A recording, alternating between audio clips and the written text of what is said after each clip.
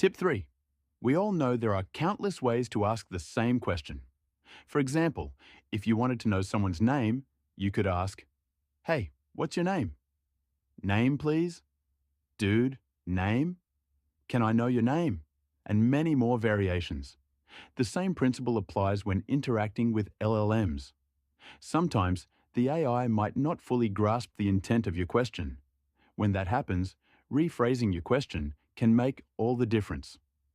By simply asking the same question in a different way, you can often get the response you're looking for. This strategy is known as rephrasing, and it's a powerful tool for getting clearer, more accurate answers from AI. Let's see this in action with a common question. Why is the sky blue?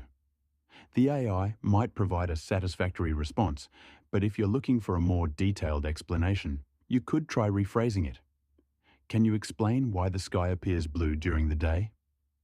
This slight change in wording can guide the AI to offer a more in-depth and scientifically accurate explanation, such as detailing Rayleigh scattering and how it affects the color of the sky.